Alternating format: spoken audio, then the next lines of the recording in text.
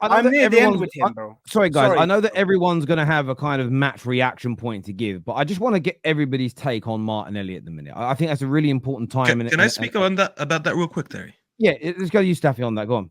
Okay, first of all, I think KJ needs to get fired, and I'll tell you why. I go on Straight Facts every Friday. We spoke about Martinelli during the summer, and then I don't see any clips about my takes about Martinelli. So KJ, I'm not gonna lie, bro. You need to up your game because it looks like we reached your ceiling, like Martinelli reached his ceiling with this Arsenal. I feel a little bit vindicated right now with my summer takes because Terry, you can vouch for this because as I said, I do that Friday show with you every week. I said, and I went against the grain a little bit. I said, you know what? I don't think Arsenal's solution is as simple as just getting a striker. I said they needed a left winger. And we've talked about this so many times. Today, watching today's game, or actually not just today's game, all the games so far, the more I watch Arsenal, the more I feel like my take was actually correct. And this is not a me, oh, I told you so thing. It's like, no, I'm just actually trying to tell you what I saw in the foot. No, wallah, like I'm actually trying to now say now that my take actually fits what I've been seeing. And I'm going to analyze this in a footballing wise. Arteta's mistake that I think right now that he's done is that he copied Pep, but he copied him a little bit prematurely, and I'll tell you why. Pep Guardiola created a goal scoring and a goal creating monster of a team over the last 4, 5, 6, 7 years, whatever it is, to the point that he realized I am such I'm such an anomaly when it comes to chance creation. I have so many players on the pitch that score and create goals at a rate that's unseen before. All I have to do right now is adapt my game a little bit and hire them some bodyguards. And that's what he did. That's why he got the likes of Akanji, the likes of Ake. You've seen him over the year go away from the idea of having attacking fullbacks and having more defensive minded. So when they sit up front and they do their thing, they know that in the back line, no one could beat them. Arteta did that step a little bit too early for my liking. Because I look at this team now, when Arsenal being attacked, I don't think anyone could score against them. Just to correct you, Arteta done the 4 centre backs first. Okay, so let me finish, and then if you want to correct me, go ahead. Because obviously you know your team better. I'm just trying to go about what I've seen, and I'm trying to get the timelines correct. You had 2 good seasons where you scored a lot of goals, and last season you started scoring more set pieces. The year before you were scoring from a lot of open play. Then you added what's his name, Havertz and whatnot. When I look at what Arteta did, I'm looking at what's his name, Timber. Calafiori didn't start, but Calafiori is there, and you have Ben White on the right.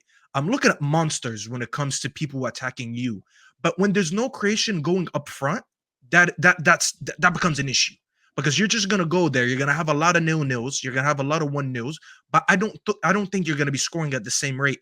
And I said, even though you scored a lot of goals last season, a lot of them were reliant on set pieces. And I think it's a bit unfair to think of Gabriel to bail you out too many times because he scored 5 headers last season.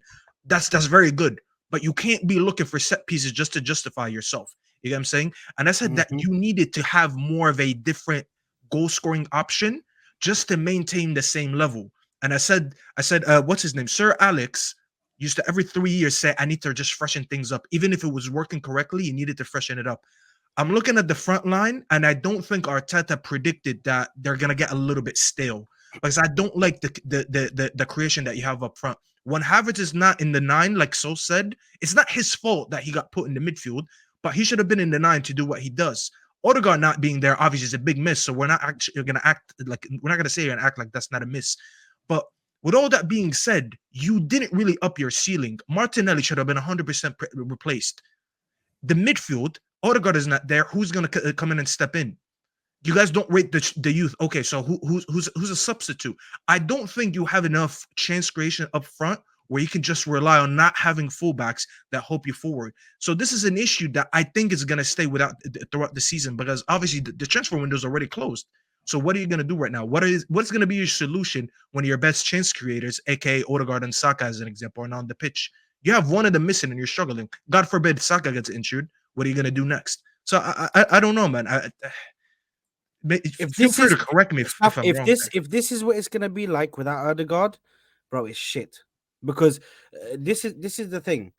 This is the thing. Trust. I don't know why.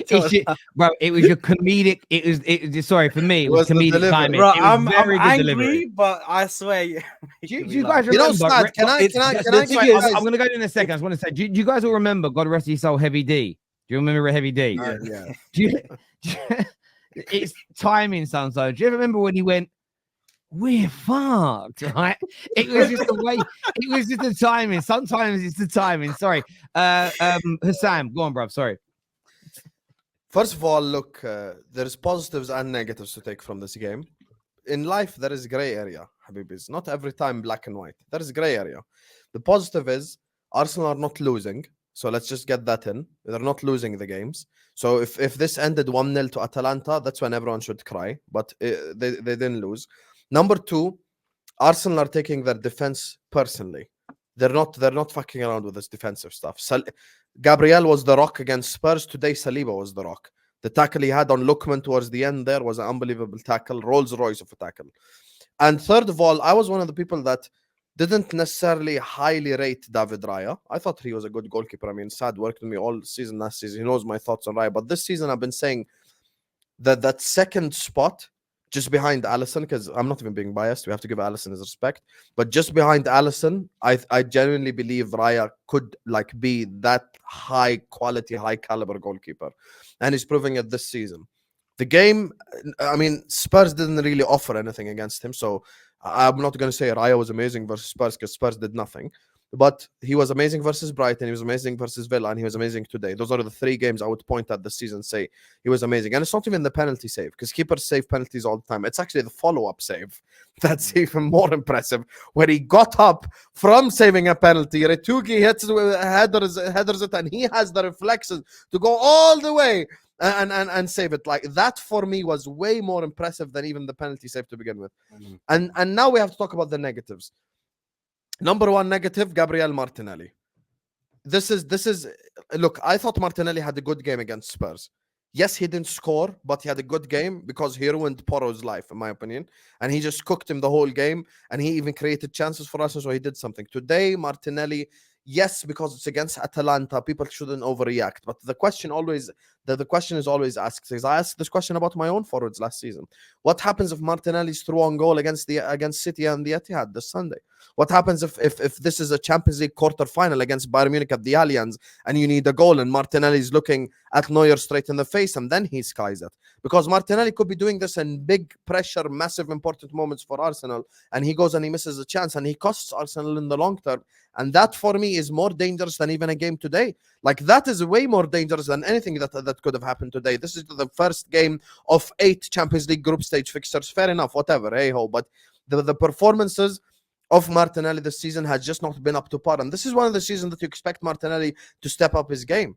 I mean, infamously, my manager called Martinelli a star boy 3 years ago. I'd have loved if he signed for Liverpool at the time. But now, 3 years later, it's time for him to step up. And if he doesn't step up, then, I'd assume that they might have to find a solution. And speaking of finding solutions, there's an obvious problem here. Arsenal's creativity without Odegaard. Obvious problem.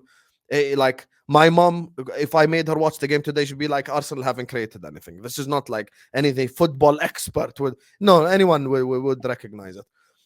And I think I have a crazy solution. I think the solution for Arsenal is to play Zinchenko in the 10. Before everyone loses their mind, let me land. Zinchenko's best abilities are all going forward. He's a shit left back. He gets cooked by Salah every time we face him. He gets cooked by any good right winger.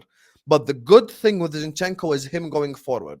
Zinchenko is good creatively. Zinchenko is good with the football. Zinchenko has a high work rate like Odegaard, and he can pass the ball in behind as well. Now, if you play Zinchenko, and by the way, he plays in midfield for Ukraine as well. Not as high up in midfield, but he plays in midfield.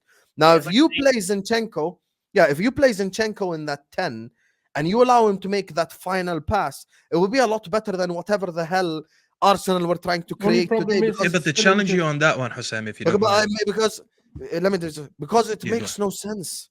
The passes in the fight, like Arsenal today, pass the ball out from the back from David Raya perfectly. And then they get to the final third. And as soon as they get to the final third, khalas, nothing. Arsenal's problem is Liverpool's problem, which is their goal scorer and their playmaker from the front three is the same person, Saka. Saka has to either score a goal or create a chance. That's the problem with Arsenal. And if he doesn't necessarily create a chance and he doesn't necessarily score a goal, then the others must step up. And if the others don't step up, it's 0-0 Arsenal-Atalanta. And that is the issue. That's why I'm saying maybe Zinchenko playing in the 10 could be a solution. So the thing is, when you say that, I think Zinchenko's best ability on the ball is carrying it into that half. When you put him high already, you already took out that middle phase that he's good at. That second phase of play, that's what he's good at. And that's why he actually plays in the back line, just so he can go into that area, carry the ball, make the passes in that. I don't think he has that incisive passing where you play him in the 10 and he's just gonna, like, I don't know, take risks, play balls in behind, those little things. I don't think that's his game. Him But he's being better than what moved they into have, midfield, though. I agree with it. But the reason that is Staffy, though, better is than what because they he have, is Staffy. technically still the left back. He still needs to come back and defend. So that's why he's not going to risk it to lose the ball to Yeah. be out of position. No, but But so if you I then get allow you. him, because when you watch him for Ukraine, you'll see that he does actually take risks. He does create high volume of chances. Now, when you look at him, even when he comes into the midfield, the prime example, the issue is Zinchenko's injured. So even if we want to talk about this solution, we can't actually play him. But the problem is, if we look at the Bayer Leverkusen game, when he does come into midfield and step forward, he actually scored a goal. And he's done that plenty of times, even for Ukraine, on that left-hand side, playing in the 8, and he comes forward and he is a goal threat. But that's only when he knows something behind him can actually defend. But Because if that's we what had I was going to say. Xhaka, Play him in for the 8 example- though. If you play him in the 8, the way Arteta uses his left center mid, aka where Rice plays. If you put him there, and then let's say keep Trossard in the 10 for now, because I think that would be your best option. That gives you something so much better because he can actually carry the ball into Trossard. He can make those passes, and he's a little bit more comfortable playing on the left side as well. And that also gives Trossard a little bit more freedom because instead of focusing on him, they have someone else to focus on, and maybe just have Rice do the bodyguard thing and just play in the 6 because you already have two very attacking-minded midfielders. And this is, I'm guessing, I don't know, Partey gets benched until then. I don't know. I'm thinking of it. I don't see Zinchenko at the time at all. You know why? Because you can't cover space. We talk about him getting beat by Mo Salah. You leave him in the middle of the pitch with acres of space to cover. He ain't doing nothing. Zinchenko can't defend. And you put him in 4 center backs behind him for a reason. Yeah, you don't need him to defend. 4 center backs and Rice. You don't need 2 DMs. I'm not gonna lie with this back line. I'm gonna be really honest with you. This Sean Dyche football that you guys are playing, you don't need to play that. No, bro. Seriously, bro. There's a reason why you have 4 center backs. All of them are very, very good one-on-one. And that's what I'm saying. Just give them Rice as insurance. Because if you play the way that I'm describing, with the names that I have up front, you're gonna dominate the ball most of the time, anyways. Because most of these players are very, very good on the ball. They're rarely gonna lose it. And when they lose it, they have 5 bodyguards behind them. And then if all those get beat, you got Raya, who's having probably his best season ever. So that should be enough insurance for me. I'm not gonna lie. I think the reason why a lot of people are saying it, it's more to do with Thomas Partey's lack of mobility at the moment. Yeah, is why people are saying. But if Rice now comes into the 6, there's no problems because he can cover and he can cover the ground that Zinchenko leaves behind. So I do think, look, it is a solution, but it's unfortunate he's also injured. So it's not like Arteta can even. When's he back? No idea. That's the problem. Yeah, that's been announced yet. So we're offering a solution that's not even available. yeah, it's true. Brandon, I hope you're well, mate, and hope you're good. What's going through your mind right now after Arsenal's draw away from home tonight against Atalanta? I'm just Unnecessary, Terry. Why didn't you say it yet, by the way? This was the perfect time for you to say it. I think it's a disgrace. It's been almost an hour and you didn't say it once. That should have been your opening monologue. Atalanta. And we would I'm still on my feet. Lonely